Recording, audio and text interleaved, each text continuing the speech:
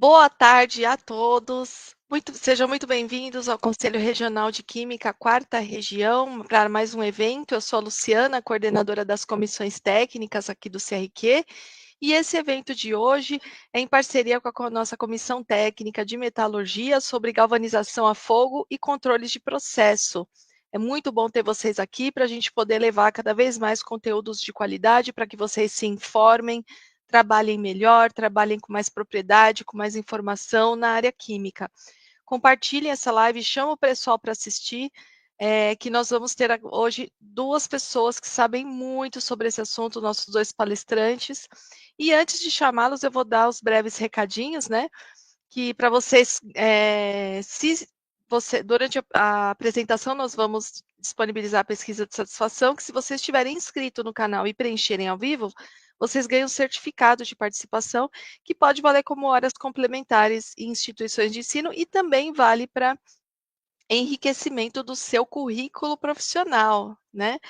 Pessoal, falando em currículo, não deixando aqui de mostrar para vocês o nosso novo lançamento, que é o Conecta. Então, acredito que vocês já tenham escutado falar que nós temos agora um portal de empregabilidade e a gente pede que vocês informem o RH das empresas de vocês, que vocês informem o RH das empresas que vocês conheçam. Esse portal de empregabilidade é um benefício que o CRQ fez para colocar os profissionais da química em contato com as empresas. Então, aqui nesse portal, você pode cadastrar o seu currículo ou a empresa pode cadastrar uma vaga. E aqui nós temos esses botões, ó, então a empresa vai clicar aqui para cadastrar uma vaga, né? Se a empresa não tem vínculo aqui com a gente, às vezes é uma agência de emprego, ela vai clicar aqui nesse primeiro botão, ou se a empresa já tem vínculo com a gente, já tem um cadastro, um registro, ela vai clicar aqui e entrar pelo Meu CRQ. E nós temos os outros dois botões, né? O profissional cadastra o seu currículo aqui e o estudante cadastra o seu currículo aqui para vagas de estágio ou jovem aprendiz. Então, não percam. Aqui, olha, as vagas em destaque, nós temos já diversas vagas das empresas que anunciaram. Aqui embaixo, nós temos a nossa playlist de carreira e empreendedorismo, com diversas lives sobre o assunto. Inclusive, nós teremos em breve uma live sobre liderança para químicos. Lá na nossa playlist do YouTube já está aberta essa live, né? Vocês podem ir lá verificar e não percam que o conteúdo está muito bom para vocês se aprimorarem e ter, né, essa parte de melhoria de habilidades, de currículo, para que possam facilitar aí a sua vida profissional. Ok, pessoal? Então, lembrando, né, que essa live de hoje vai ficar salva no YouTube, para quem não conseguir assistir agora. Inscrevam-se também, pessoal, no Instagram, que é muito importante para você receber as datas das próximas lives, as datas dos próximos cursos e ficar por dentro das notícias. Então, só para vocês terem uma ideia, além dessa live de hoje, nós teremos aí na próxima segunda-feira uma live de validação de métodos analíticos e nos próximos dias, né, depois dessa, vamos ter a live sobre a atualização da NR1, que agora é o assunto, né, do momento, sobre aquela norma, né, que fala da conduta das empresas para com os funcionários, né? Vamos ter de formulação de saneantes, do nosso projeto Inspiração com os jovens pesquisadores da SBQ, de produtos químicos fiscalizados com da Polícia Federal, de matriz energética e recuperação de resíduos, de limpeza de vidrarias de laboratório, essa de liderança que eu falei, que é em 14/8, de auditoria nas indústrias farmacêuticas. Então, o nosso YouTube aqui, se você clicar no ao vivo, você pode acompanhar. Ele está recheado de novos assuntos para beneficiar vocês e toda a sociedade da área química. E também a gente tem a playlist, né? Se vocês quiserem saber quais lives já ocorreram, dependendo do assunto, é só clicar na nossa playlist lá no YouTube, que também estará disponível. Ok, pessoal? Então, agradecemos aí se vocês puderem compartilhar com todas as empresas e também os colegas, né, que queiram cadastrar currículo. Nós não podemos, assim, interferir na comunicação de vocês, nós só disponibilizamos o portal para que vocês se encontrem, certo? E vamos então iniciar aqui chamando os nossos apresentadores. Primeiro, eu vou chamar aqui o Christian Canales. Boa tarde, Christian, tudo bem? Boa tarde, tudo bem, Luciana? Seja bem-vindo. Pessoal, Christian Henrique Canales Moreira, ele é engenheiro metalúrgico da Universidade de Santiago do Chile. Ele é MBA em Gestão Industrial na Fundação Getúlio Vargas, gerente da unidade de negócios da Bebosch, Galvanização do Brasil, e ele tem 27 anos de experiência na galvanização dos mercados chileno e brasileiro. Palestrante no Brasil no ICZ, Instituto da Cadeia de Zinco, e ele coordena as comissões de estudo do C43 durante a revisão da norma BNT-NBR 6323 de galvanização por imersão a quente. Então, o Christian vai trazer bastante informação desse assunto. E também eu gostaria de apresentar também a nossa próxima palestrante, que vai falar também após a apresentação do Christian, que é a Eurides. Boa tarde, tudo bem, Eurides? Boa tarde, Luciana. Tudo bem você? Tudo bem. A Eurides, gente, ela é bacharel em engenharia química, ela é pós-graduada em engenharia de processos industriais e ela é membro aqui da nossa comissão de metalurgia do Conselho Regional de Química da Quarta Região e também é professora do curso de inspetor de galvanização por imersão a quente IG e Q. Então, pessoal, observem que temos especialistas de alto gabarito aqui para levar informação para vocês. E o primeiro a fazer a apresentação vai ser o Christian, e aí eu e a Eurides vamos deixar vocês com o Christian e a gente volta no outro momento. Uma boa apresentação, Christian. Muito Deixa eu obrigado. compartilhar já aqui o slide e a gente volta já já. Até mais. Boa tarde, pessoal. Hoje vamos conversar um pouco sobre galvanização por imersão a quente e os controles do processo. Estou junto a Eurides, ela vai ver depois, posteriormente, especificamente os controles químicos, das etapas da limpeza química. O conteúdo dessa apresentação se inicia com o aço carbono e corrosão, a galvanização a quente, o histórico e algumas definições, a importância e os impactos econômicos ambientais no mundo, algumas normas de corrosividade, de galvanização, vamos a revisar as etapas do processo, os descartes, algumas considerações técnicas dos produtos a serem galvanizados, o sistema duplex, que é galvanizar e pintar, e alguns cases de sucesso no Brasil. Eu sempre gosto de iniciar minhas apresentações, com um pequeno spoiler em relação a quem nós vamos ver, já ter uma pequena ideia, Vocês veem aí a imersão do material galvanizado, são tubos de irrigação, num banho de zinco fundido, a uma temperatura de 445 graus Celsius. Tá? Esse primeiro vídeo nos ajuda já a ter uma ideia do que é o processo de galvanizado, Obviamente o material passou por uma limpeza superficial, e está adequado para iniciar o processo de galvanização. Vocês viram aí no vídeo o nível de fumaça que aparece e que poderia preocupar, É algo importante, uma fumaça importante, mas na fotografia do lado vocês veem um filtro de manga que permite captar essa fumaça e poder, como vocês podem ver embaixo,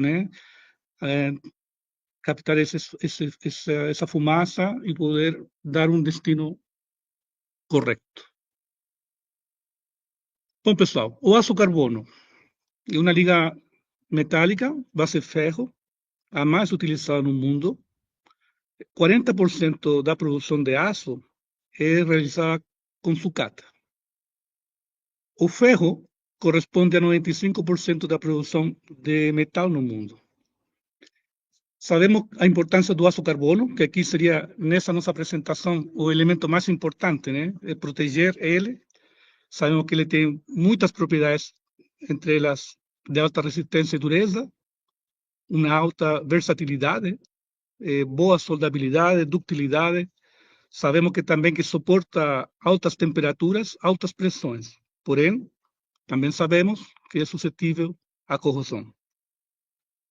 Temos duas rotas importantes de produção de aço, uma que é através do alto forno, que é a tradicional, por dizer de uma maneira, onde se utiliza o minério de ferro, e a outra é a alternativa de aciaria elétrica, né? É onde nós usamos sucata. Como vocês podem ver no gráfico do lado, a disponibilidade mundial da sucata vem aumentando cada ano, e se estima para no ano 2050 chegar a 1.300 milhões de toneladas de uso de sucata no processo de fabricação de aço. Aqui no Brasil existem 31 usinas, temos uma capacidade instalada de 51 milhões de toneladas ano.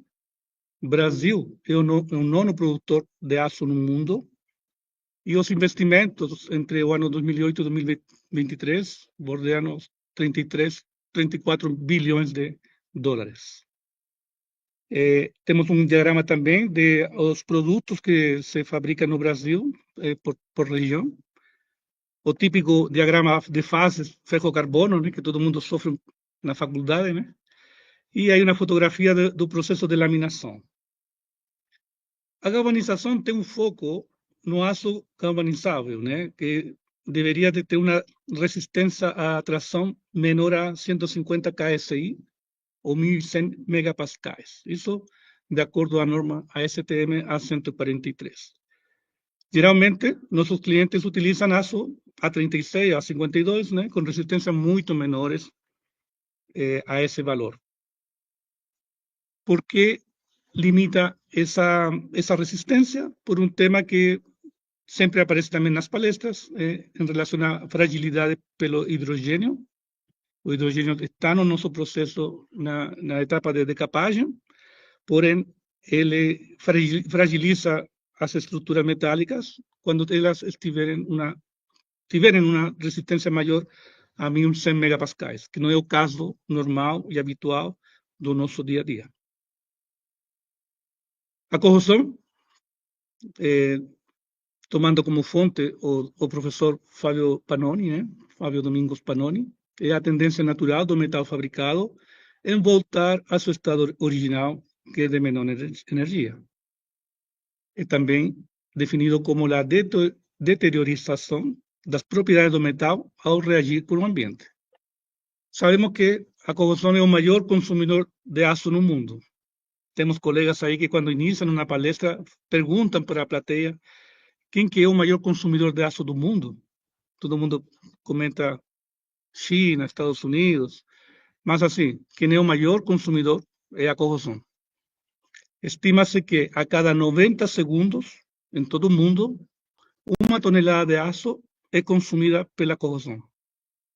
E de cada 2 toneladas de aço produzido, uma é para substituir o aço que teve corrosão.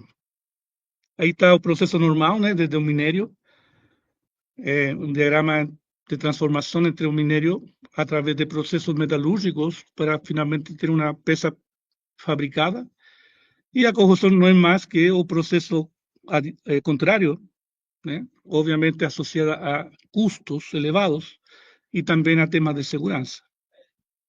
O custo, de acordo à Associação Americana de Galvanização, corresponde a 3,1% do PIB do país industrializado como é o Brasil, né? Para ter uma ideia, esse valor corresponde à construção de 140 estádios como o Maracanã por ano. É um valor bastante alto, né? Entre os mecanismos de corrosão, podemos mencionar o mais importante.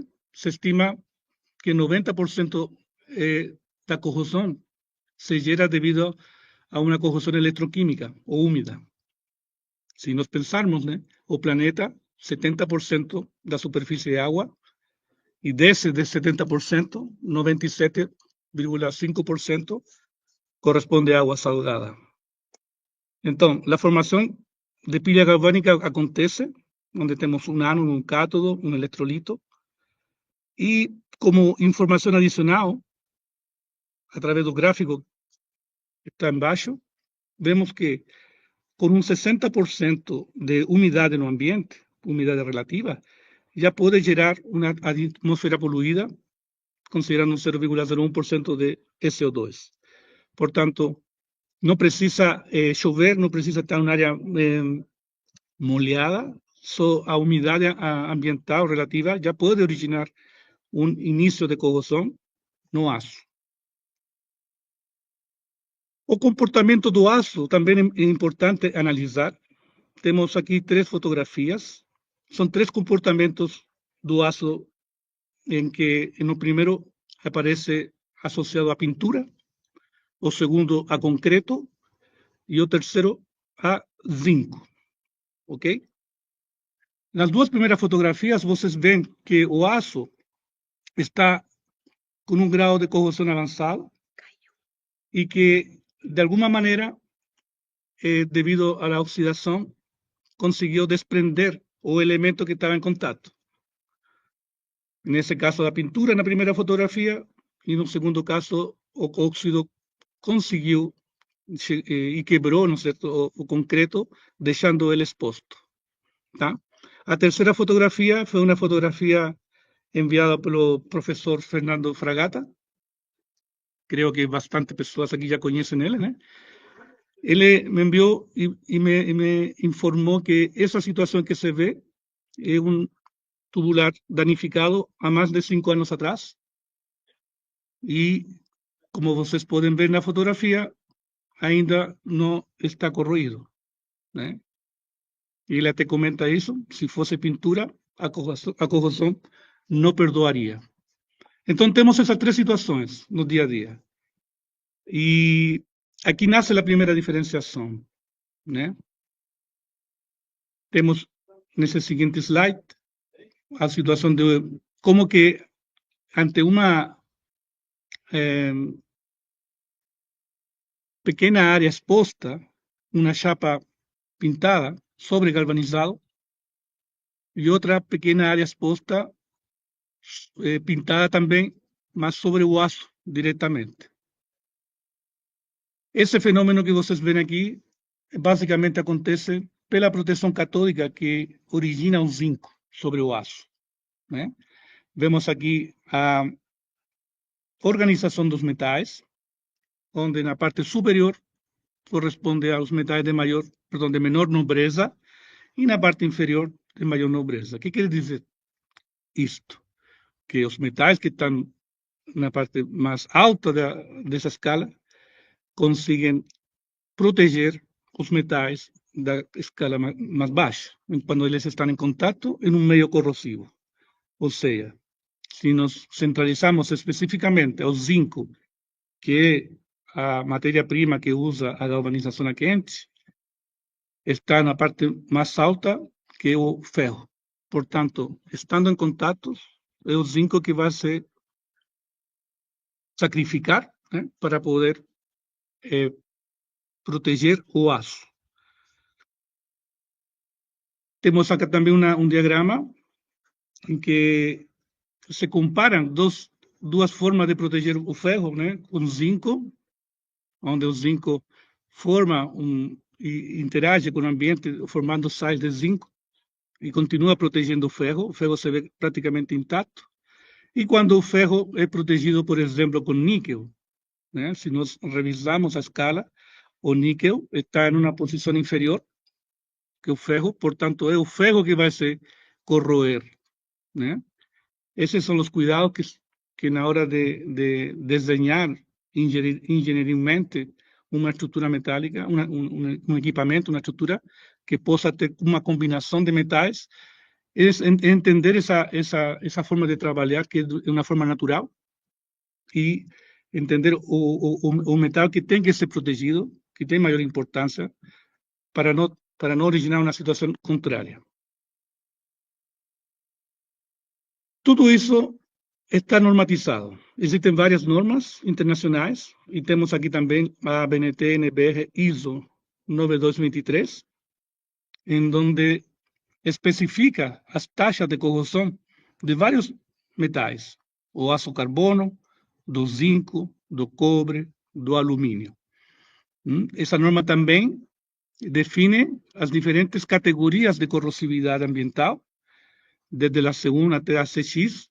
Obviamente, vai aumentando o nível de corrosividade à medida que aumenta o número, finalmente, a CX, que é a condição mais corrosiva ambientalmente falando, e ela compara para as diferentes categorias a velocidade ou a taxa de corrosão. A informação que está embaixo, a segunda informação de cada quadrante, corresponde à velocidade em micras por ano de desgaste. E no caso, por exemplo, do aço carbono, para um ambiente C1, é 1,3 micras por ano. No mesmo ambiente, no caso do zinco, 0,1 micras por ano. Para um ambiente, por exemplo, C4, 50 micras, entre 50 a 80 micras por ano, no caso do aço, e no caso do zinco, entre 2,1 e 4,2 micras por ano. Em todas as categorias de corrosividade, a velocidade do zinco é muito mais lenta que a velocidade do aço, em média umas 20 vezes. O gráfico que está aqui do lado considera só as taxas máximas de cada categoria e compara ambos valores, né? Em azul, a corrosividade, as taxas de corrosividade anual do aço, um ambiente CX de 700 micras por ano, e em laranja, o caso do zinco, com 25 micras por ano. Se compararmos no ambiente C5, 200 micras o aço, 8,4 o zinco. Ambiente C4, 80 versus 4,2. Então, assim, em todos os ambientes, a velocidade de corrosão do aço é muito mais rápida que a velocidade do zinco. Portanto, usando a combinação aço e zinco, teríamos, por um lado, a proteção catódica, né, do zinco, e a menor velocidade de corrosão do mesmo. O professor Pannoni também estabelece algumas categorias em base da norma ISO 9226 para algumas cidades, né? Fortaleza C5, Aracaju C3, Salvador C3, Rio de Janeiro C5, ou seja, máximos categorias de corrosão, Ubatuba C5 também, São Paulo C3, Cubatão C5, Porto Velho C3. Isso é importante ter essa informação para entender, por exemplo, o comportamento do material em uma área específica, em uma área com alta corrosividade, né, e entender que a proteção das estruturas metálicas, o aço especificamente, nesse caso, é muito importante. A história da galvanização.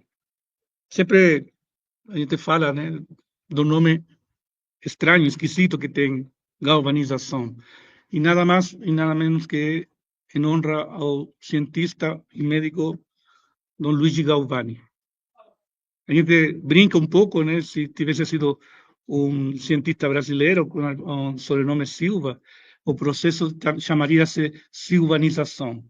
Então, a honra aqui do nome do processo é através desse cientista, do senhor Luigi Galvani, que viveu entre os anos 1737 e 1798.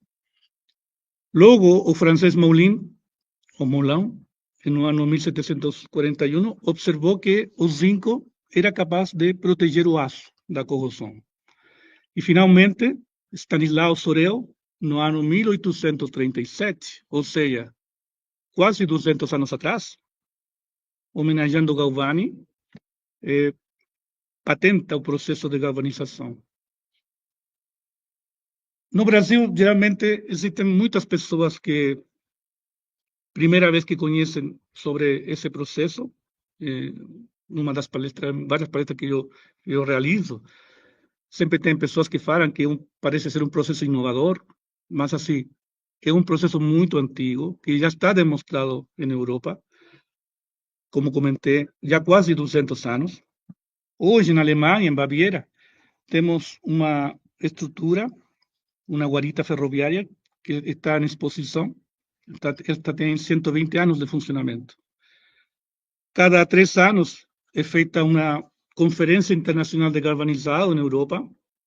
O ano passado foi na Bélgica. E quando você recorre à cidade, você vê muitos elementos metálicos fabricados em aço carbono, protegidos contra a corrosão através de galvanização a fogo.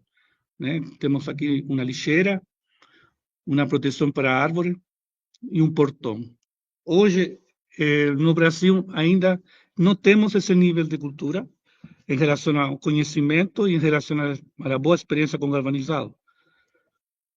Quando nos compararmos a outros indicadores para entender essa cultura, vemos, por exemplo, que países como a Alemanha têm ao redor de 140 plantas de galvanização. Itália, Polônia, Turquia, bordeando as 60 plantas. Inglaterra também. Agora, quando nós vamos ao Brasil, e aí utilizando outro indicador, um novo indicador, que seriam os quilos que se galvanizam por país, dividido pela população, ou seja, os quilos habitante ano, vemos aqui, por exemplo, que a Alemanha está bordeando os 25 quilos por habitante ano, Polônia 20, Itália 18, Estados Unidos 10, e aqui no final, Brasil com 2 quilos de aço galvanizado por ano. Portanto, aqui está o grande desafio. E o grande desafio está associado ao desenvolvimento de mercado, a poder educar, a poder mostrar os benefícios. Essa palestra, para nós, Bebosch, é muito estratégica para poder divulgar o conhecimento nas nossas boas experiências e poder aproveitar com isso, difundir a proteção com galvanização a fogo.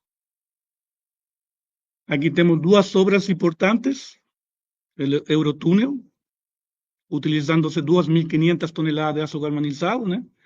Esse Eurotúnel que une França e Inglaterra e que atravessa o Canal da Mancha. E também a ponte Akashi Kaikyo, de Japão. O número que eu tenho são em metros cúbicos de aço galvanizado, que foram 500.000. Como norma técnica, a BNT NBR 6323, eu tomei alguns pontos importantes.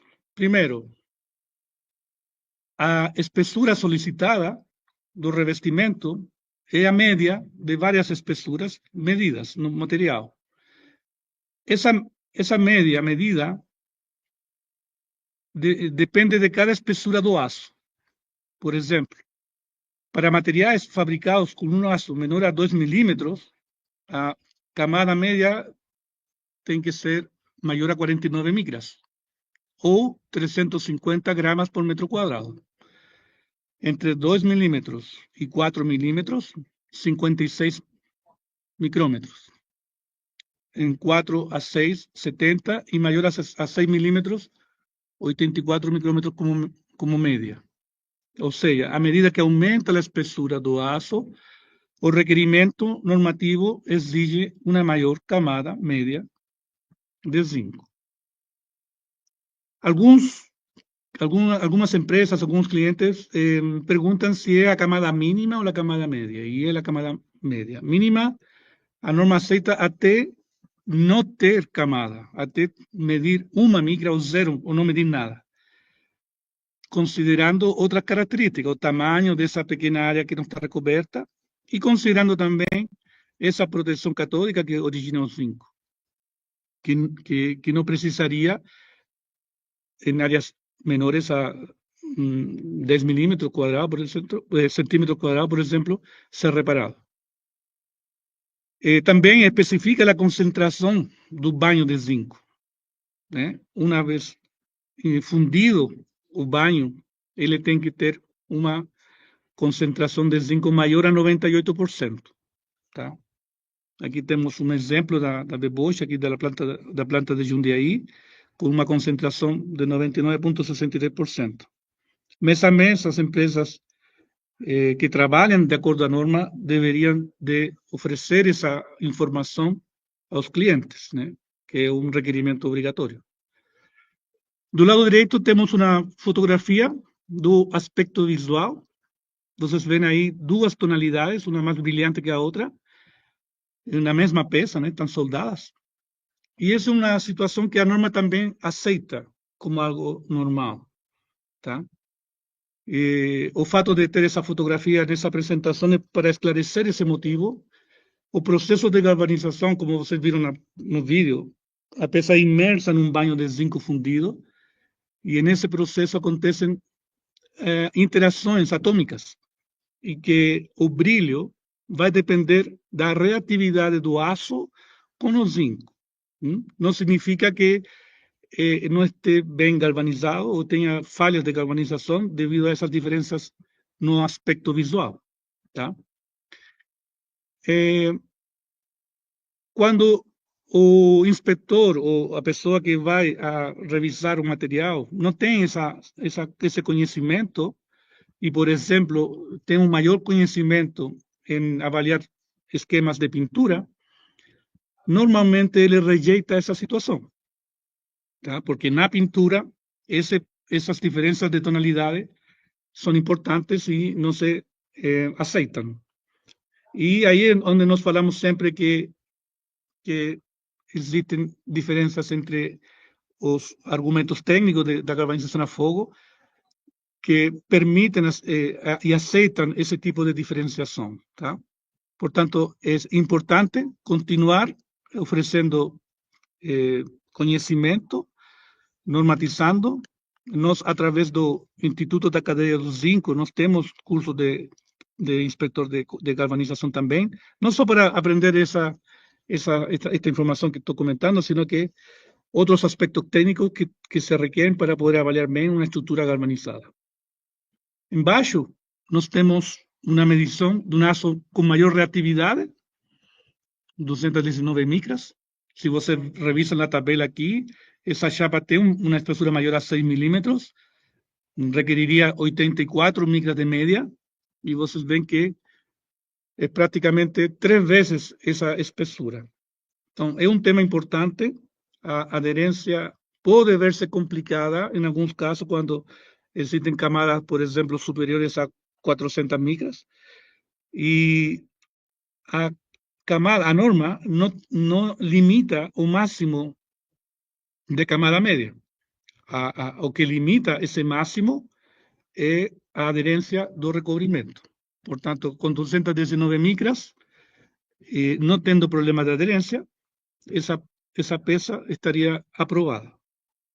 Só tem um tema de custo, né? Só teria um tema de custo em relação a esse adicional de zinco que está sendo incorporado no material.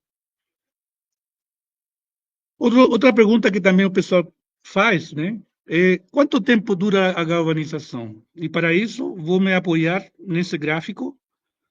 Nesse gráfico temos o tempo da primeira manutenção, ou seja, seria uma espécie de vida útil do produto, está em anos, né? 10, 20, 30, 40, 50, 60, né? E aqui embaixo, na abscissa, temos a camada de zinco, de recobrimento, né? De zinco em uma unidade americana, mils, mas que podemos considerar que a cada 1.000 corresponde 25,4 micrômetros. Se nós tomamos um exemplo de uma chapa com 50 micrômetros de zinco, ou 2.000 de recobrimento, né? E levantamos uma linha e vemos os pontos de interseção com cada uma dessas curvas, onde, por exemplo, a curva verde corresponde a um ambiente rural, o comportamento de um ambiente rural, a curva vermelha um ambiente suburbano, um ambiente já marino, a curva sul, e por aí vai aumentando o grau de agressividade até um ambiente industrial, que seria a curva cinza. Qual é o tempo da vida útil? Qual é a vida útil, portanto, de uma chapa de 50 micras com zinco? Vai depender, então, do ambiente onde essa chapa vai estar exposta. Tá? A norma técnica não especifica essa vida útil. Esse gráfico é um gráfico que complementa essas informações e que nós, na Bebosch, geralmente estamos orientando a nossos clientes para poderem considerar, dependendo do material onde vai estar instalado, né? Vimos aí, por exemplo, na cidade de Cubatão, um ambiente C5, não seria um ambiente rural, não duraria 65 anos, estaria mais em um ambiente entre marino e industrial, ou seja, para 50 micras, uns 35, 38 anos como vida útil. Ok? O processo de galvanização, provavelmente tal, né, é definido da seguinte maneira. Após a limpeza superficial, o material vai passando por várias etapas, né? Aqui temos embaixo algumas fotografias, o material que se recebe em processo nas plantas, ele vem com óxido, ele vem com graxa, com algum elemento como sujeira de outros processos, e passa por uma limpeza superficial. Eurides vai nos comentar especificamente cada uma dessas etapas. E antes de chegar no forno, vocês podem ver aqui nessa fotografia a limpeza do material, né? Outra tonalidade, mais cinza. Dependendo do processo, também Eurides vai explicar aquilo. A peça já está seca e, posteriormente, é imersa no banho, se galvaniza, independente das condições externas. Pode estar chovendo, pode estar com alta temperatura, o material vai ser galvanizado. É um processo que normalmente acontece em 3 horas, desde que o pessoal pendura esse material numa gancheira, até que despendura, até que desmonta e embala o material. E aqui, finalmente, o material sendo utilizado e sendo, de alguma forma, aportando com esse funcional do produto. Então, após a limpeza superficial, a peça é imersa num banho de zinco fundido a uma temperatura entre 440 e 450 graus. Durante a permanência no banho de zinco, acontece o processo de difusão atômica. Os átomos de ferro interagem com os átomos de zinco, formando as fases metalúrgicas do recobrimento de proteção. Ok, nessa primeira etapa, nós vimos rapidamente um pouco do aço, da corrosão, das normas, do histórico e, em geral, do processo. Agora, veremos em detalhes com a Eurides cada uma dessas etapas. Obrigada, professor Christian, por enquanto, e daremos continuidade com a Eurides. Queria desde já agradecer o pessoal aqui no chat, pessoal do interior de São Paulo, pessoal mandando boa tarde aqui. Temos o professor da FATEC também aqui com a gente. Queria agradecer a participação de todos vocês, viu? E damos continuidade com a Eurides.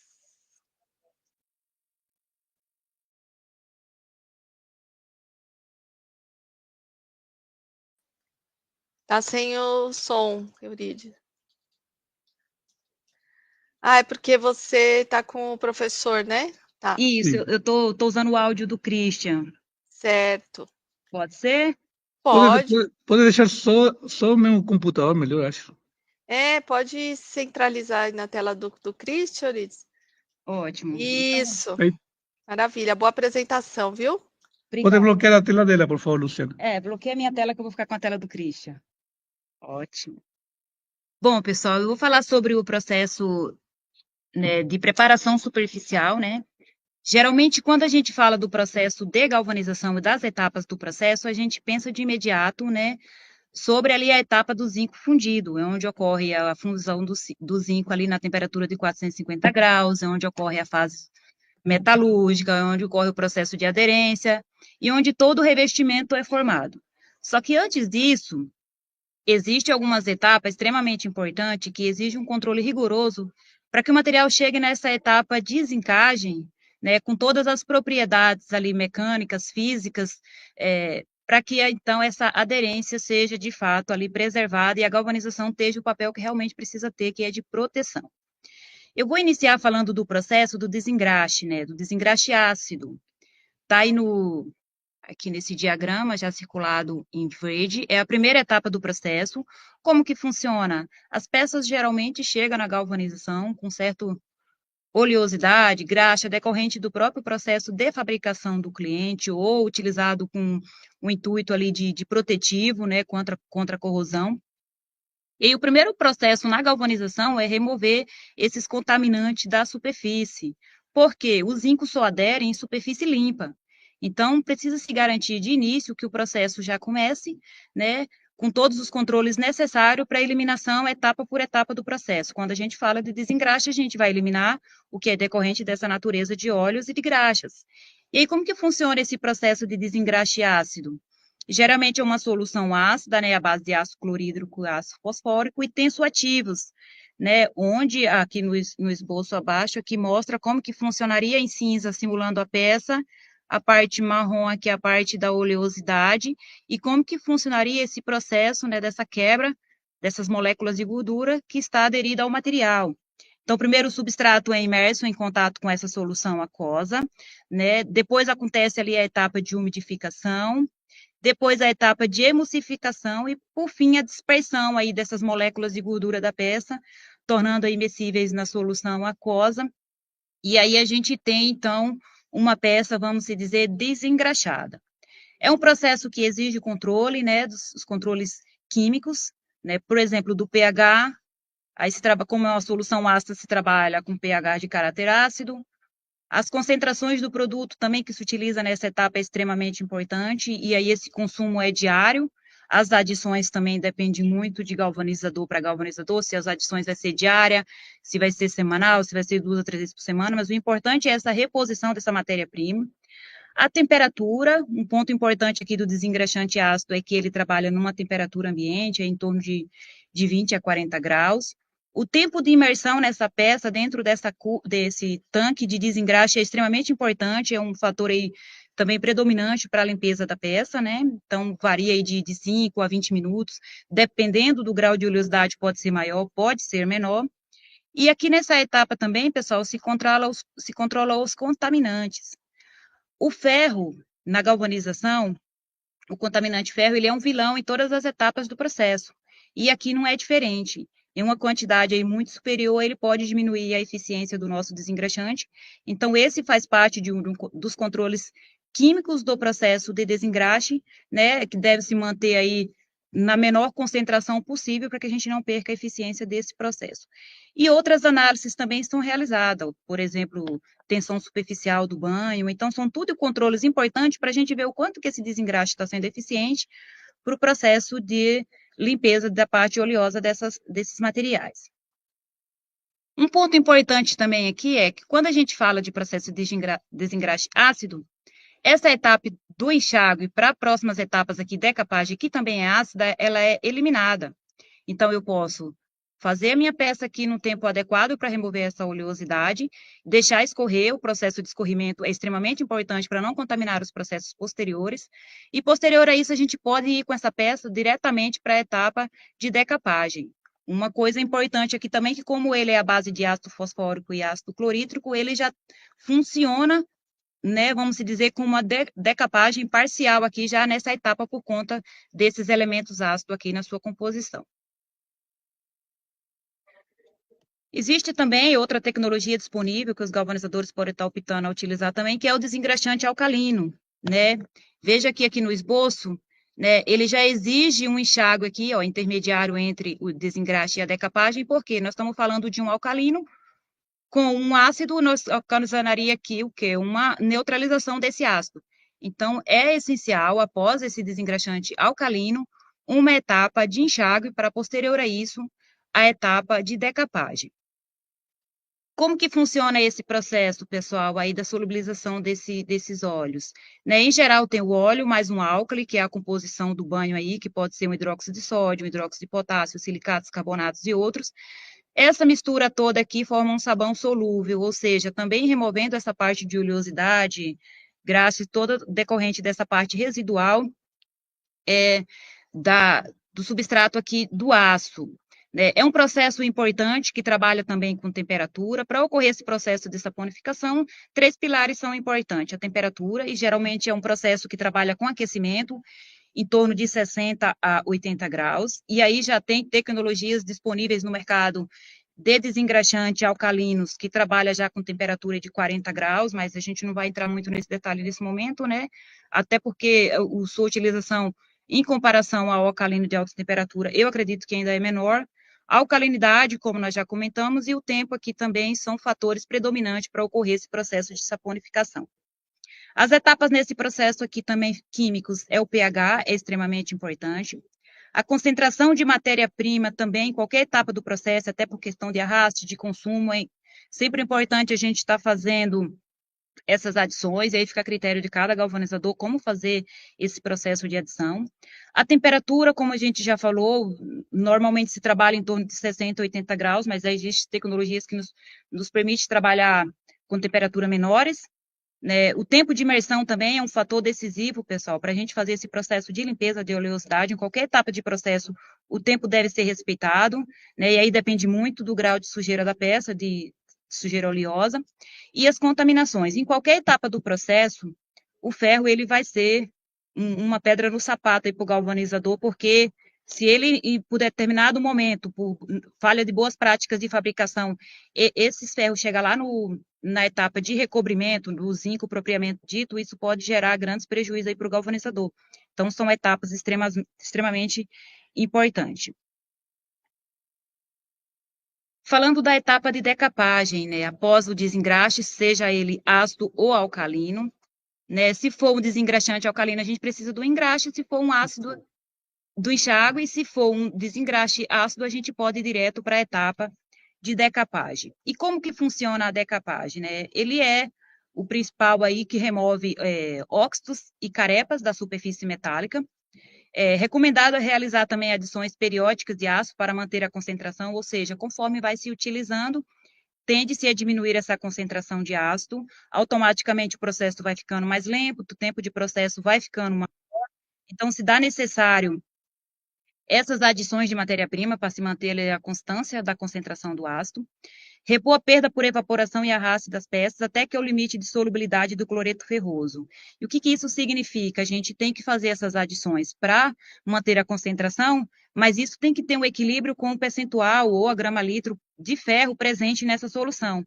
Porque em um determinado momento, quando já é baixa a concentração de ácido e já é alta a concentração de ferro, já não é mais vantajoso para o galvanizador fazer essas adições por conta dessa solubilidade de cloreto ferroso. A gente já entende que já é um banho que já não tem mais eficiência.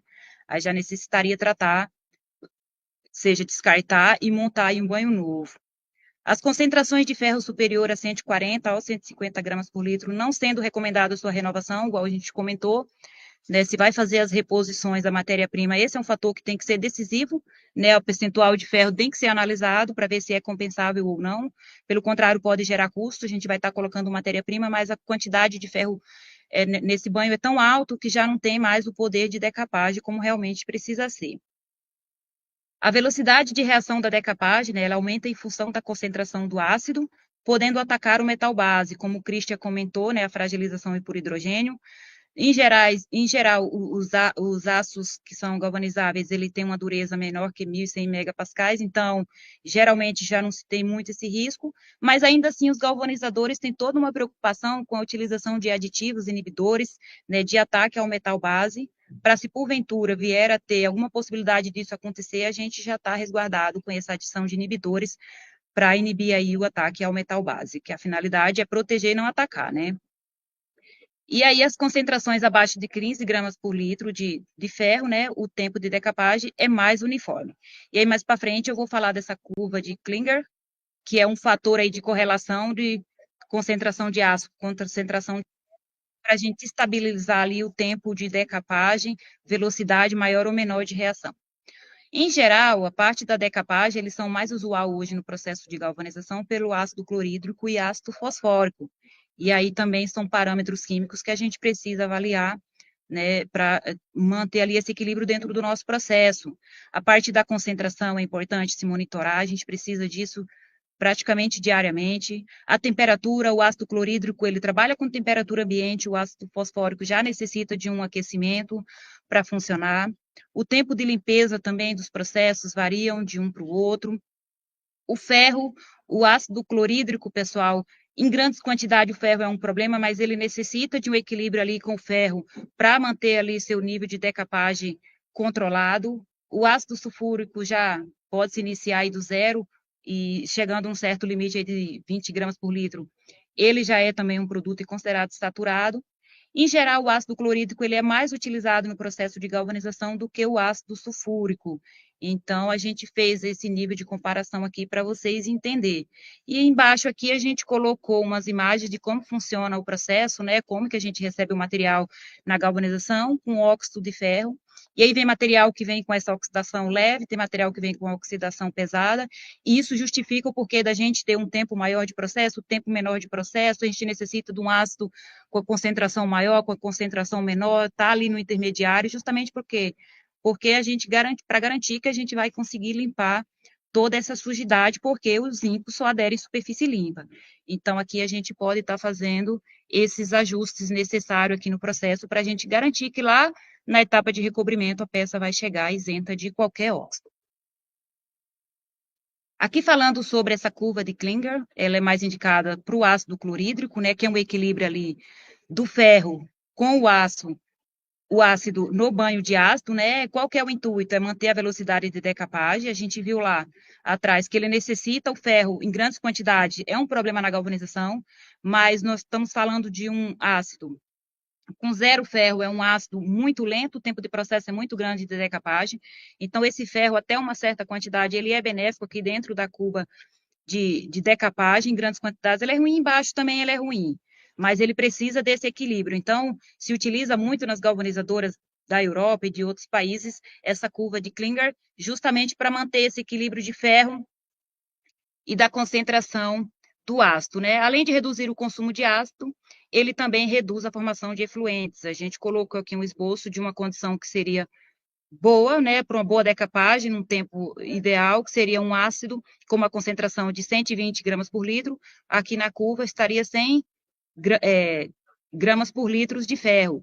Então, seria um tempo de decapagem ideal para a gente não expor o aço a um suposto ataque por um ácido muito forte, e nem também nós estaríamos com um processo muito lento, estaria ele na faixa de equilíbrio. Aqui no Brasil não é tão usual, vamos se dizer, mas é uma excelente ferramenta se a gente quiser manter esse controle aí de concentração versus o ferro. E aí, quanto maior a concentração e menor o ferro, o processo é lento, e o inverso também se aplica. Quanto maior a concentração de ferro, nós já temos um ácido aqui praticamente esgotado. Falando dos enxágues, pessoal, é uma etapa extremamente importante, a gente decapou, a gente enxagou, e geralmente nessa etapa de enxágue a gente precisa de dois tanques de ácidos. De águas, desculpa, 2 tanques de água, justamente por quê? Porque a próxima etapa é a etapa do fluxo, e é um banho que tem que estar praticamente com 100% de pureza, isento de ferro. Então, se tem 2 enxágues normalmente, justamente por quê? Para garantir que todas as contaminantes das etapas anteriores, a gente consiga reter o máximo nessas 2 etapas aqui. E qual que é a funcionalidade? É composto inicial por água, né? Evitar arraste de ferro. Então, enxágua 1, escorre, o processo de escorrimento é extremamente importante. Enxágue 2, escorre e etapa posteriores. Controlar a concentração de ácido e ferro. O duplo enxágue permite reduzir a produção de borra na etapa de galvanização. Então, como a gente falou que o ferro é um problema na galvanização, principalmente se ele for em arraste para a cuba de zinco, é um problemaço. Né? Aplicar efeito de cascata para controlar a concentração de ferro de ácido. Então, aqui nesse esboço, a gente montou Tem um ácido esgotado, né, que a gente já chegou no nosso limite de solubilidade do cloreto ferroso. A gente vai fazer um descarte total desse material, né, atendendo toda a parte de legislação vigente adequadamente. A gente vai fazer o quê? A gente vai pegar o enxágue 1, trazer 50% para montar um ácido novo. O ácido 2, a gente traz mais 50% para o enxágue 1, completa o último enxágue com uma água nova, e aqui no ácido a gente completa, então, o volume aqui mais 50 com o ácido clorídrico. Tá? Então, é extremamente importante a gente reutilizar essa água, até aí por conta de economia de processo, pensando aí numa forma ecológica do meio ambiente. Então, seria interessante, né? Eu acredito que todo mundo faz isso, né?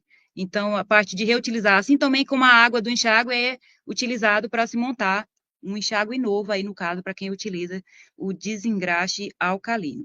E permitir uma boa qualidade do fluxo. Quando eu trago essa peça, passo no primeiro enxágue e no segundo enxágue, as chances de ir material para o próximo tanque, que seria o fluxo, pessoal, é bem menor. E o ideal é que a gente não leve contaminante para essa etapa, porque é um processo que está próximo aí da cuba de zinco, e quanto menos ferro tiver nesse processo, para nós é melhor e vantajoso. Veja que aqui na foto abaixo a peça escorrendo, ó. O ideal é que a gente deixe a peça escorrer até ela ficar quase na sua totalidade seca, para a gente não arrastar nem água de caráter ácido, para a gente não mexer no pH do tanque posterior, tanto quanto o ferro também na etapa posterior, para a gente também é um problema. Falando sobre a parte aqui da fluxagem, pessoal, como que é esse banho, como que ele funciona? Ele é composto por cloreto de zinco e cloreto de amônio e água, é uma solução composta por esses dois componentes. A temperatura de trabalho, ele varia de 25 a 75 graus Celsius, então tem a parte do fluxo que pode funcionar frio e tem a parte do fluxo que pode funcionar com aquecimento. O pH também é um parâmetro extremamente importante para a gente controlar, geralmente se trabalha em torno de 4, 5. É importante preparar a superfície da peça para a aderência do zinco, né? Aqui ele dá um efeito de molhabilidade na peça, né? Evita a oxidação prematura da peça antes da imersão no banho de zinco, ou seja, quem é da galvanização vai entender o que eu estou falando. Quando a gente tira a peça de imediato de uma solução ácida, lá no caso da decapagem, imediatamente a gente ergue a peça e rapidamente a peça vai ficar esverdeada, ou seja, está se iniciando um processo de oxidação. Depois da etapa do fluxo, pessoal, essa peça ela pode ficar fora alguns minutos, né, aguardando até entrar na cuba de zinco, que ela não vai iniciar ali o processo de oxidação tão rapidamente. Então, ela mantém essas características da peça. Uma das funções também do fluxo é eliminar qualquer impureza da superfície metálica, né? A peça precisa estar muito bem limpa para receber o processo de galvanização. Uma das matérias-primas, o cloreto de amônio, também provoca um efeito de decapante na peça, ou seja, funciona também como um processo de limpeza nessa etapa. Uma das etapas da fluxagem também é diminuir o consumo de zinco, ou seja, é um banho que exige um controle, até por conta de diminuição no consumo de zinco na etapa de galvanização, e quem é galvanizador sabe que zinco é ouro, né? A gente trabalha com todas as boas práticas possíveis para evitar desperdício e consumo excessivo. Aumentar a qualidade do galvanizado, e durante a imersão da peça no banho de zinco, o cloreto de amônio, ele gera fumaça, que foi o que o Christian mostrou no vídeo anterior, e mais para frente a gente vai falar de como que a gente trata na galvanização essas fumaças geradas dentro do processo. Em geral, ele é um banho que ele nunca é descartado, né? Geralmente ele é tratado para remover o ferro que está solúvel no banho. Então, a gente faz todo o processo de separação desse ferro, faz o processo de passagem para o filtro prensa, esse ferro vai ficar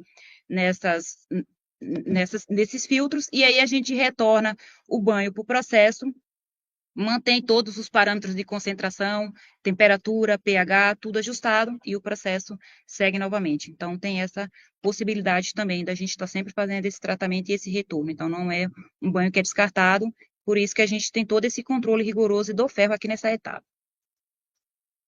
A próxima etapa aqui seria a secagem, pessoal, né? Então, quando se trabalha com fluxo, com uma temperatura em torno de 70 graus, a etapa de secagem aqui, ela poderia ser dispensada, porque uma peça, quando sai dos 70 graus, se você deixar 2, 3 minutos fora, né? Essa peça já está seca, então necessitaria, é muito aplicada ali no processo onde o fluxo se trabalha com temperatura ambiente, então necessitaria secar essa peça. A função é de reduzir a umidade, claro, evitar choque térmico e o excesso de formação de cinzas lá na cuba de zinco, evitar explosões perigosas, e quem é galvanizador aí sabe que quando a gente imerge uma peça molhada na cuba de zinco, geralmente tem aquelas salpicaduras de zinco, então é perigoso tanto para o processo quanto desperdício de zinco, embora depois esse material ele seja recuperado dentro do processo, mas não é o ideal que se tenha explosões de zinco. A gente usa dessas ferramentas, desses procedimentos e processos para a gente evitar esses tipos de ocorrências. E pode ser substituído, no caso, pelo fluxo aí a quente com aditivos secantes. Então, quando a gente se tem um fluxo quente, a gente geralmente se elimina essa etapa. Agora eu vou passar para o Christian novamente, pessoal, ele vai dar continuidade, falando aqui da imersão no banho de zinco fundido. Ok. Muito bem. Muito claro. Parabéns, Eurides. Muito obrigado. Ok. A etapa de recobrimento, de galvanização, nós temos alguns elementos importantes. O primeiro é a cuba, né? A cuba, o tanque de aço, né? Nós, como organização, compramos o melhor tanque que nós entendemos existe no mundo, pela empresa Pili, né? Alemã. Essa cuba praticamente é ferro puro, tá? É uma característica em relação à concentração dela para poder ter um maior ponto de fusão. Vocês sabem que à medida que você adiciona carbono no aço, né, vai diminuindo esse ponto de fusão. Portanto, o ideal aqui é ter uma produção de uma chapa praticamente pura e de ferro, completamente. Essa chapa teria uma maior durabilidade, teria uma maior resistência ao trabalho da temperatura de galvanização. O sistema é controlado automáticamente. Nós só definimos a temperatura de trabalho e aqui temos um esquema ante um corte, né? Para ser um pouco mais didático, a linha vermelha seria a chapa de aço. São 2 polegadas de largura dessa chapa. Temos um sistema de câmara de combustão com 4 queimadores. Esses queimadores com gás natural aquecem a chapa da forma externa e transferem o calor internamente. Internamente temos pares para poder controlar a temperatura. A câmara de combustão, obviamente, tem uma chaminé para permitir a saída de alguns gases. E o banho, a parte superior, o óxido de zinco, o cinza, e alguns pontos aqui que vocês veem correspondem a alguns elementos não desejados, né? O mais conhecido como areião, produto de partículas pequenas de ferro. Quando já a partícula toma um tamanho maior, devido à densidade, ela desce e forma uma borra de maior peso. Ok? O banho tem zinco, alumínio e ferro principalmente. Por cada grama de ferro se originam 24 gramas de borra. Portanto, é interessante evitar essa chegada de ferro ao banho de zinco. Vamos a ver novamente o vídeo. Como comentei, é um aço já que está limpo, já passou por todo o processo de limpeza, está entrando num banho de zinco fundido. Essa cuba tem 3 metros de profundidade, 1,80 m de largura e 13 metros de comprimento, 450 toneladas de zinco fundido.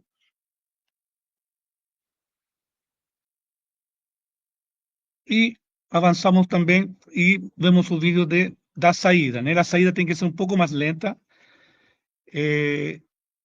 A saída não pode ter uma velocidade tão rápida. O zinco ainda está saindo de forma líquida. E a ideia é que, à medida que vai saindo da peça, o zinco vai caindo no banho novamente, né? E não se solidifica na peça, ok? Então é um processo que durou 30 segundos, a saída vai durar 5 minutos, por exemplo. Uma velocidade que as talhas da ponte já estão adequadas para isso.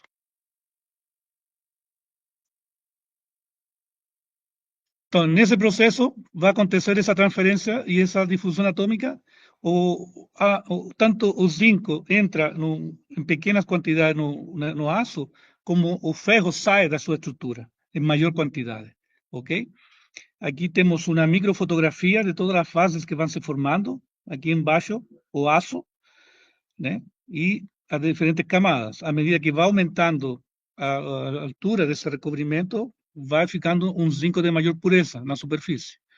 Aqui do lado temos vamos a colocar o apontador, um perfil das camadas, né? Vemos que o aço normalmente está com 150 dureza Vickers, e a liga, uma das ligas que se forma está com 250 Vickers de microdureza. Portanto, essa microdureza nos ajuda a ter uma maior resistência também do recobrimento.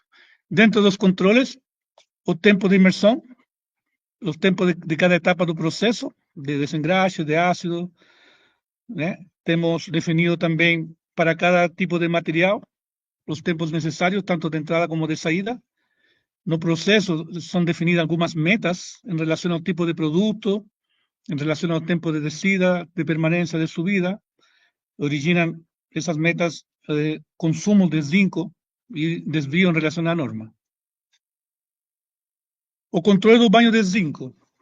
No controle do banho, temos todo o processo metalúrgico, né? Os zincos só saem a peça limpa, como já comentou Eurides. A velocidade deve ser mais rápida possível, né, na hora de entrar no banho.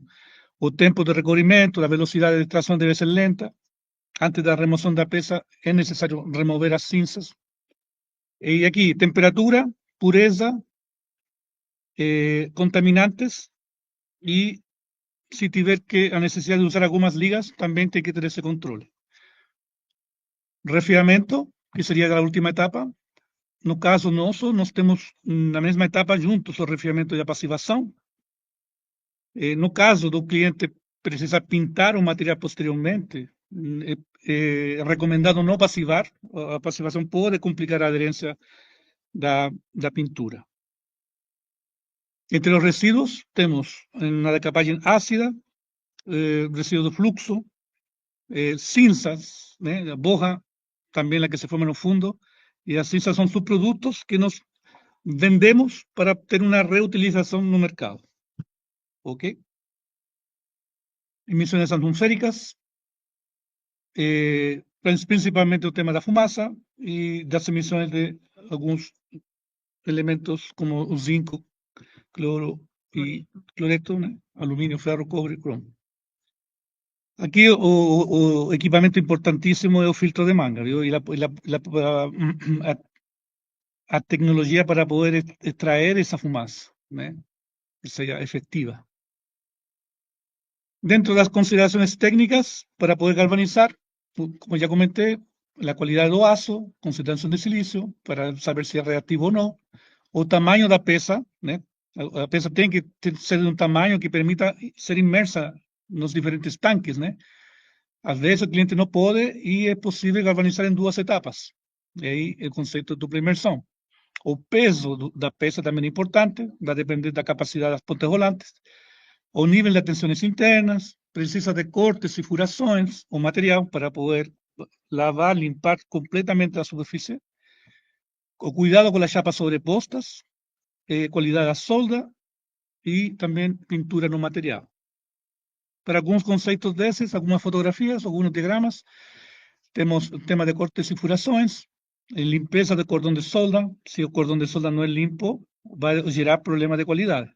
Se faltar algum furo, também vai originar algum problema de qualidade ou excesso de zinco. Ok? Marcador industrial também tem que ser um marcador que possa ser solúvel em água. Bom, o aço carbono é sustentável. E sua sustentabilidade, perdão. 7 a 9% das emissões são originadas das emissões globais de CO2 pela fabricação do aço. É bastante alto o número. Outro indicador, cada tonelada de aço bruto gera 1,91 toneladas de CO2. Portanto, é necessário dar uma maior durabilidade ao aço e, por exemplo, no processo de economia circular do aço, ter uma redução do uso de recursos naturais não renováveis, redução de emissões de gases de efeito estufa, incentiva a produção de produtos facilmente recicláveis, estímulo à reciclagem, geração de empregos. E a galvanização está focalizada a tudo isso? Claro que sim. ofrece uma maior vida útil do aço. Nós já vimos para os diferentes ambientes, das diferentes categorias de corrosividade, né? Permite a reutilização do aço carbono, do zinco e seus subprodutos, né? Vimos aí como a cinza e a borra podem ser reutilizados. O aço também pode ser reutilizado. É reciclável. As partes que galvanizadas podem ser utilizadas em outro tipo de material, em outras peças. É regalvanizável. Nós vamos a ver um case rapidinho agora, de um aço que foi realizado uma regalvanização. Todo o anterior, né, evita a produção de um novo aço e a nova contaminação com CO2, né? Portanto, a galvanização do aço permite uma economia energética. Aqui temos um case, aqui no quadro vermelho, são os dados iniciais e normais de a fabricação de 16 calhas de moenda de uma usina de álcool e açúcar, onde o cliente não dava nenhum tipo de proteção. Esse material durava um ano, durava uma safra, e o custo dele era de R$104.000. Nós fizemos testes com galvanização, obviamente tem um custo, que seria esse valor aqui, R$3.500, mais os 104.000 do produto. Para galvanizar, seria esse valor. Uma vez galvanizado e instalado, quando terminou o processo de produção dessa indústria, dessa planta, nós vimos que o zinco, em alguns pontos, acabou, né? Praticamente tivemos que regalvanizar após essa avaliação, não estava completamente protegido. Passou novamente por o processo de galvanização, que seria uma regalvanização, com esse outro custo. Portanto, em 2 anos, investindo na proteção com galvanizado, o cliente gastaria R$113.000, tá? Na situação antiga dele, teria que comprar 2 vezes esse conjunto de peças, somando R$208.000. Portanto, galvanizando e regalvanizando, ele teria em 2 safras, né, uma economia de R$94.822. Ou seja, aumenta a vida útil, evita comprar mais peças, evita fabricar mais aço. Alguns cases importantes. Aqui, esse case é importante porque foi galvanizado vergalhão, né? Também é algo similar a um mito acá no Brasil ainda. A ideia foi dar um aspecto de onda a essa estrutura metálica. Foram galvanizadas 37 colunas e 100 toneladas de vergalhão. Temos aqui outro case da Usiminas, em Cubatão. Nós falamos que Cubatão era uma das cidades mais contaminantes do Brasil. Foram 9.000 toneladas galvanizadas. O simpático desse projeto é que, no início, quando ainda se tinham dúvidas de se ia ser pintado ou galvanizado, essa era a planta nova, se tinha uma bodega com 40 anos de uso e toda a estrutura interna galvanizada. Depois de 40 anos, quando nós fomos fazer uma inspeção, ainda as bases estavam com 146 micras de média e as cantoneiras com 196 micras. Portanto, essa informação deu argumento para galvanizar toda essa obra em Cubatão.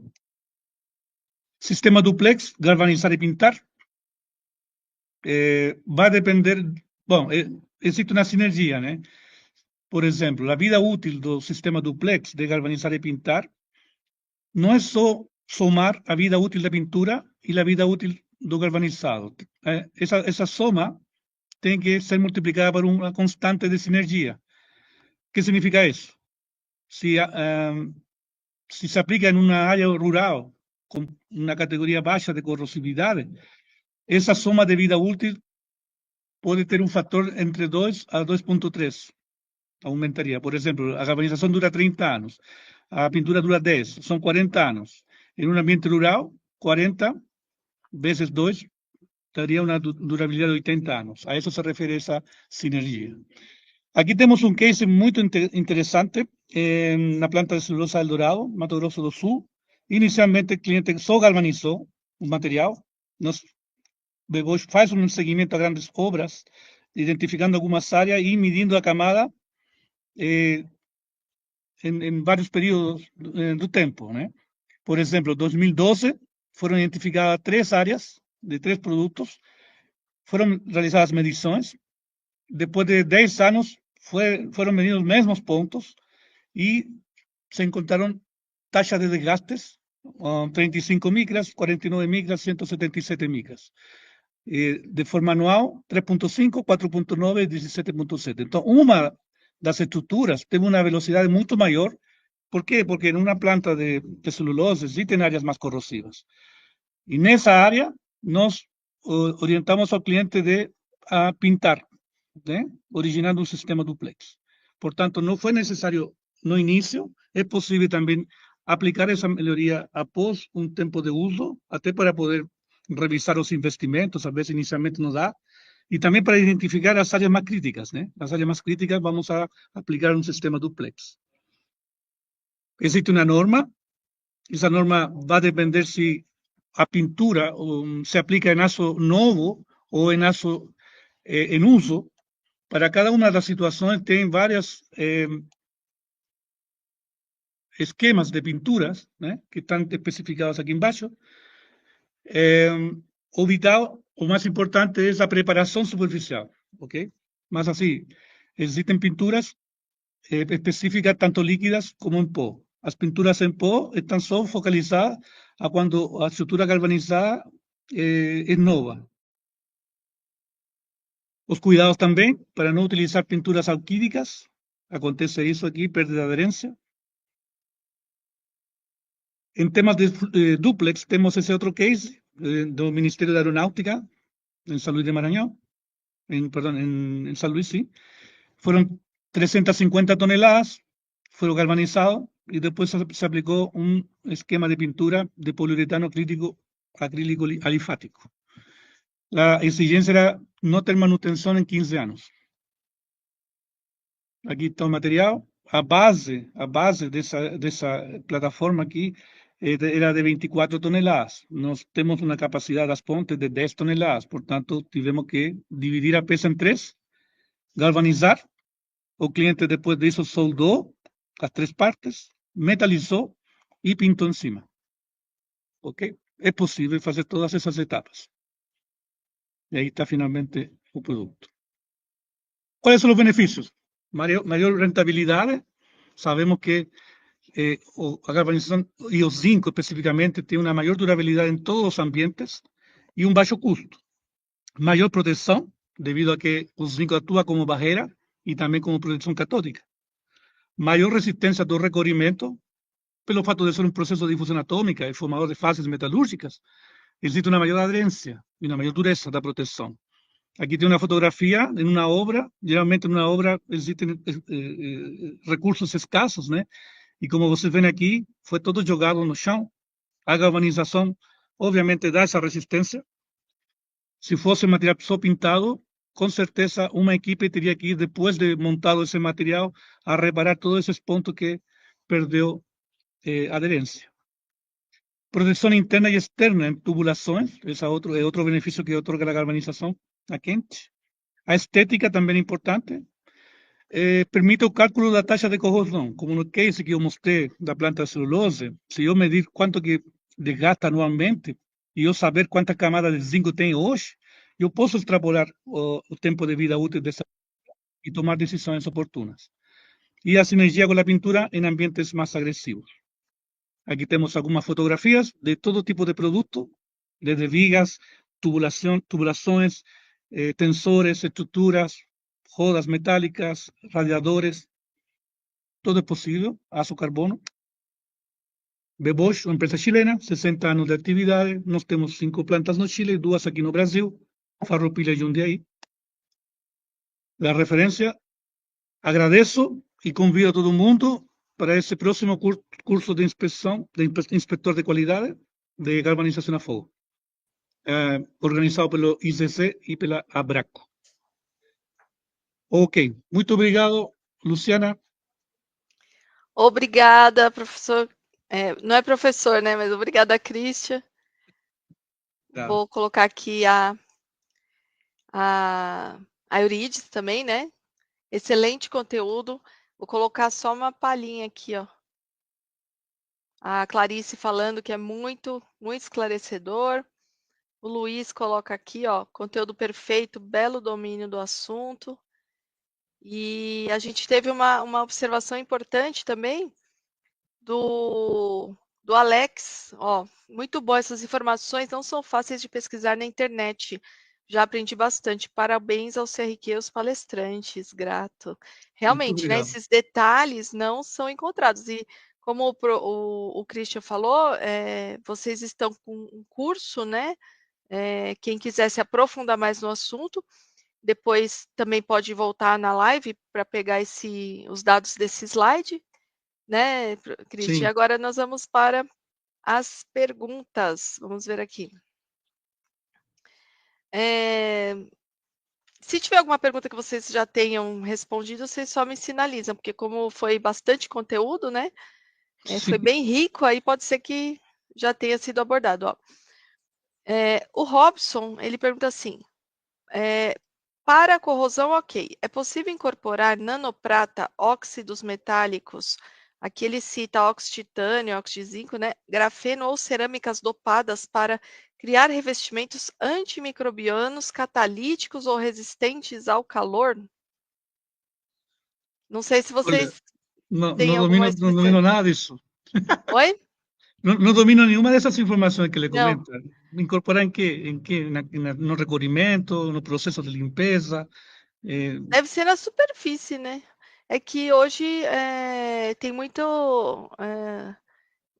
Olha, lo que normalmente se aplica como recubrimiento sobre la galvanización son pinturas, ¿tá? Certo. Pinturas. Y la norma que aparece en esa presentación tiene muchos detalles interesantes. Existen varios tipos de pinturas líquidas y pinturas a pozo cuando o aço tiene una galvanización nova. Ahora, ese tipo de elementos no tengo conocimiento, no. Me perdoa aí o colega, Não, é é muito porque às vezes específico. é muito específico, tudo bem. Aqui ele também pergunta: é possível certificar o processo para uso alimentício, farmacêutico ou médico? Acredito que é a aplicação desse material galvanizado, né? Sim. A fogo. Olha, não, te diria francamente é um processo já mais industrializado, são estruturas metálicas que se utilizam em galpões, em contato direto com o ambiente, Certo. não é para ambientes cirúrgicos ou Mais alimentícios, não. delicado. Sim. Tá. Inclusive, já foi utilizado, né, realizado teste, na verdade, de materiais galvanizados com a indústria alimentícia num setor em específico, e por conta de outros produtos que eram utilizados agressivos, danificou a galvanização. Então, precisa se avaliar qual que seria a funcionalidade, se em equipamentos, igual como o Christian comentou, em fabricações de galpões, aí sim, mas em equipamentos, aí precisaria avaliar. Ok. A Josiane pergunta: quanto tempo dura o aço numa indústria que faz bastante CIP de soda nas linhas numa temperatura bastante elevada? Quanto Quanto tempo? tempo dura o aço? Acho Quanto que tempo? vamos pedir para a Josiane reformular, né, Josiane, a pergunta? Sim. A Olha, gente talvez seja da galvanização, né? Ou aço. Um ponto importante aí é qual seria essa temperatura, porque existe também aí um fator delimitante onde o galvanizado pode ser exposto. Acima de 270, 280 graus já não é recomendada essa exposição, né? Então, precisaria se avaliar, né, CIP de solda, e além a outra questão seria a temperatura elevada. Quanto seria essa elevação de temperatura, entendeu? Tá. O Henrique pergunta assim: como o aço galvanizado se comporta quando exposto a altas temperaturas? A partir de qual temperatura o revestimento de zinco começa a perder sua capacidade de proteção contra a corrosão? olha, essa é uma pergunta muito interessante. Existem duas situações: temperatura constante e temperatura periódica ou não constante, intermitente. Constante, entendo que até 80 a 90 graus. E intermitente, como falava Eurides. Cada caso é um caso. Às vezes, mais complicado que a temperatura é o contato com produtos muito ácidos ou com pH muito básicos. Então, cada caso tem que ser evaluado considerando vários fatores, não só a temperatura. Hoje, existem estudos que, por exemplo, em caso de incêndio, as estruturas metálicas protegidas com galvanização teriam uma maior durabilidade, maiores minutos de resistência, 4, 5, 6 minutos, dependendo do tipo de aço, y que origina, obviamente, minutos importantes para poder salir de un lugar perigoso que está haciendo, donde está aconteciendo o incendio. Entonces, altas temperaturas, ni o aço resiste. Más así, 80, 90 constante y sobre menos de 250 graus si fuera intermitente. Lembrando que a temperatura de fusão do zinco é 419 graus, né? E toda essa formação de fases metalúrgicas são acima dessa temperatura de fusão do zinco. Certo. Heralves, no caso de excesso de salinidade e água do mar, tal processo é eficiente, a galvanização a fogo? Nós temos no Chile a indústria do salmão. É um bom exemplo. Obviamente que o ambiente é mais agressivo, né? Son elementos que ficam a 20 centímetros boiando sobre a linha do mar, mas constantemente caem resíduos de água, são estruturas que geralmente estão molhadas com água de mar. A vida útil vai entre 8 e 12 anos, vai depender bastante de o próximo que esteja, por exemplo, da zona costeira, onde ainda tem uma queda aí de água doce, né? Que vai se misturando com o mar, vai durar maior tempo. Se eu te diria que entre 8 a 12 anos teria uma durabilidade esse tipo de material em ambiente salino. Darcio, Que hoje a indústria usa muito, né? No Chile usa muito. E nessa indústria é normal a regalvanização. Depois de um tempo, retira o material, limpa, faz uma limpeza mecânica e novamente se galvaniza e volta a ser utilizado. Darcio, o tempo de angulação da retirada da peça do banho não gera uma diferença na espessura da camada, sendo menor a primeira que sai do banho, porque vai escorrer, né? Sim, é isso aí. Como é um processo de difusão atômica, temperatura e tempo são importantíssimos. Então, o extremo que entra primeiro no banho e fica maior tempo, vai ser sempre maior a camada que é o extremo que entra depois e fica um tempo menor. Por isso que a norma fala de médias nas medições, né? Não fala de um mínimo, e para o galvanizador existem algumas ferramentas também para ter uma camada similar em ambos extremos. Por exemplo, se pode aplicar a técnica do FIFO, né? Que permitiria ter um tempo similar entre ambos extremos dentro do banho de zinco. Certo. E Alex, muito bom, essas informações. Ah, não, o Alex eu já falei. É a Camila. Para a regalvanização, são necessárias as mesmas etapas contempladas na galvanização? Isso afeta na durabilidade do material galvanizado? Boa pergunta. Geralmente o material que já está galvanizado e o cliente precisa regalvanizar, né, como eu mostrei aí no case, algumas áreas ainda tinham perdido o recobrimento. O processo pularia a etapa inicial de desengraxe, iria direto na decapagem para retirar todo esse zinco que ainda tem como remanente. Uma vez limpo, retirado o zinco, passa no enxágue, no fluxo e finalmente galvaniza novamente. Mas assim, é um custo um pouco maior devido porque o ácido utilizado para poder retirar o remanente de zinco é muito caro, é mais caro. E o tempo também muda um pouco o tema do tempo que demora o processo de limpeza da decapagem do zinco, né? Pode demorar mais do normal quando o material é processado sem nenhum tipo de metal zinco nele, né? Então, afeta custo, afeta prazo e é possível, sim. Certo. A Paloma, ela fala assim: parabéns, Cristian Eurides, tive a oportunidade de visitar a Bebosch pessoalmente. Vocês são referência. O pessoal Ah, aqui e queria escreve fazer um convite, Luciana, desculpa. Se claro. alguém está interessado numa palestra na empresa, na faculdade, tanto B-Bosch como o Instituto da Cadeia dos Zinco, hoje estamos preparando uma equipe para isso. Normalmente nós fazemos várias palestras durante os meses aí.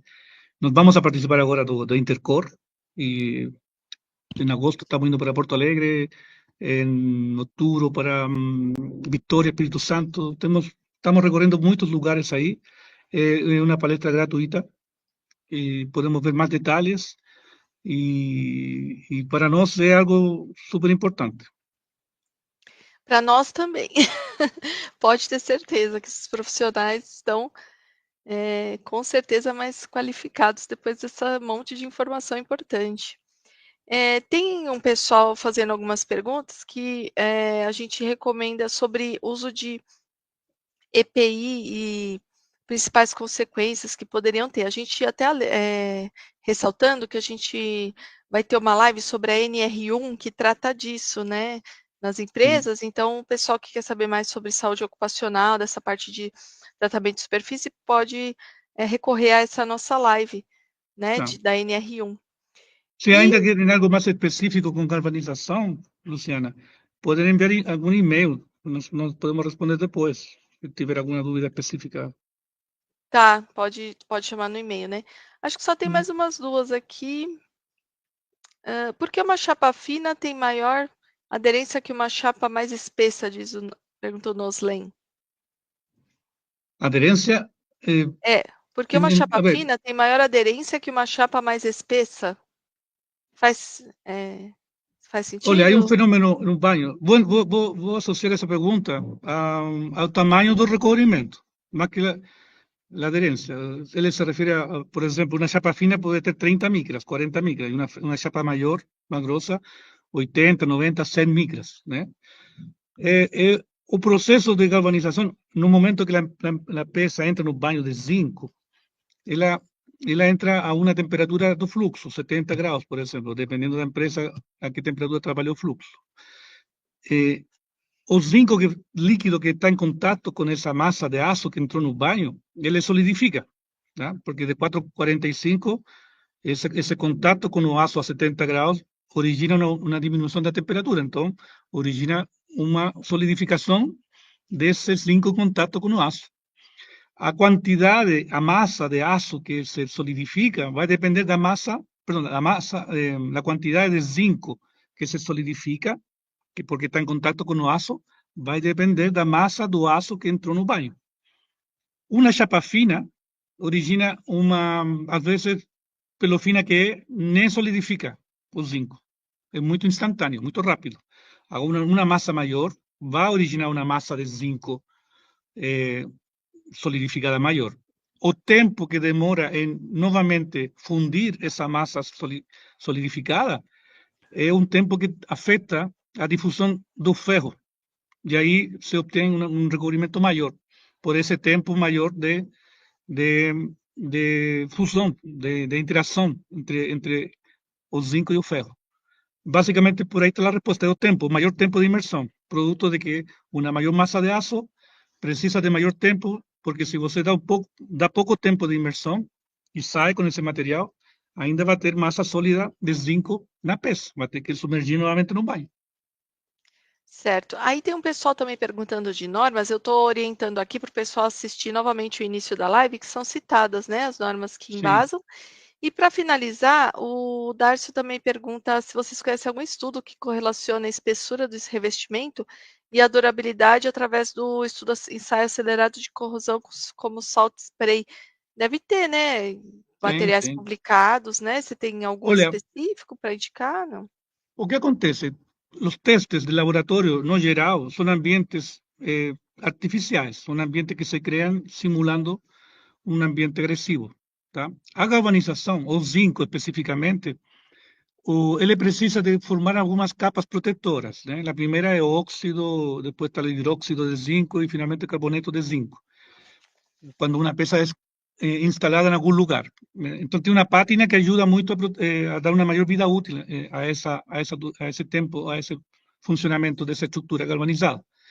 Quando você faz um teste de sal spray, você gera um ambiente muito úmido, e geralmente não se formam essas fases aí de pátinas que dão essa maior proteção.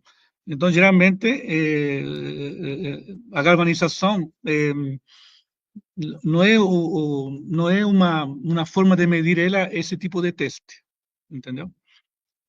Mas, assim, existe, sim, se podem comparar, considerando esse fator que é benéfico em relação à galvanização. O fato de estar em um ambiente por muito tempo vai dar uma maior proteção devido a que o zinco continua reacionando com o ambiente, com oxigênio, com hidrogênio e com carboneto. E essa continuidade origina uma pátina de maior proteção. Mas existem informações sobre isso. Mas, assim, o foco nosso, quando apresentamos a maior durabilidade, são a norma de corrosividade que eu mostrei nessa apresentação, mais que um ambiente de teste artificial. Ok. Bom, então, para terminar, eu queria dar a palavra final para as últimas considerações de vocês. Também aqui, né, Christian, colocar o pessoal para se inscrever no seu curso. Quem quiser se aprofundar no assunto tem que entrar nesse site da Bebosch mesmo, que está aqui? Não, do Instituto da Cadeia do Zinco. Somos muitos associados. Somos mais ou menos 30 associados. Tá. Vários Tá certo. galvanizadores, os melhores galvanizadores do Brasil estão aí. E tem empresas químicas que também fornecem produtos para galvanização. Tem colegas profissionais também que participam. E o foco é desenvolver a galvanização no Brasil, o uso do zinco. E isso é uma primeira etapa, né? Conhecendo, através desse curso, as características, as variáveis técnicas do processo. Tá E tem joia. um CNQC que se origina através da Abraco, é um instituto. Esse ano vai ser, me parece que é a versão número 13. Isso é muito importante para nós também. Muita gente que conhece ou que é inspector de pintura está atualizando-se com esse curso e se está complementando bastante, porque hoje mais empresas sabem dos benefícios da galvanização e, obviamente, que afeta o dia a dia do profissional. Maravilha. Obrigada, Christian. Eurides, considerações finais? Galvanizam. Galvaniza, faz o curso de inspetor, né? Vai aprender muito mais. Quem ficou com dúvida aí a respeito de algum assunto, lá não só falamos das normas e todo o processo de galvanização, como a gente também aborda tudo isso lá, afinal de contas, né, a gente esclarece todo o processo de galvanização, controles do processo também é uma etapa muito importante, apesar da norma não abordar muito esse tema do controle do processo propriamente dito, mas, sim, sempre que a gente tem oportunidade, a gente está esclarecendo. E agradecer a todos que participaram, que interagiram, né, quem não foi aí esclarecido as suas dúvidas, aqui está nossos contatos, a gente pode estar respondendo pelo WhatsApp, por e-mail, enfim, esperamos que tenha mais outras oportunidades para a gente esclarecer o processo de galvanização. O pessoal está querendo os slides, mais de um já pediram. Eu falei que os slides, né, geralmente a gente não disponibiliza, né? Mas a live fica gravada para o pessoal rever o slide a qualquer momento, rever lá os contatos que estão na última página do slide, né? E então eu gostaria de agradecer imensamente que vocês vieram aqui fazer toda essa qualificação dos nossos profissionais com todas essas informações importantes. O pessoal está parabenizando bastante aqui. Muito E, obrigado. pessoal, só que lembrando rapidamente, antes da gente terminar, que vou colocar aqui o nosso YouTube, que vocês estão vendo aqui, ó, nossas próximas lives em diversos assuntos de todos os ramos da química. Acessem lá pelo nosso canal do YouTube, que vocês poderão ver que está recheado de novos eventos e também não esquecendo de compartilhar com o RH da empresa de vocês o nosso Conecta, nosso portal de empregabilidade que está lá no nosso site, para que as empresas possam anunciar vagas e vocês profissionais possam cadastrar currículos, que é um benefício que a gente disponibiliza para vocês. E, como vocês sabem, né, a ciência move todas as áreas e a química move o mundo. Até a próxima, pessoal. Tchau. Tchau. Muito obrigado.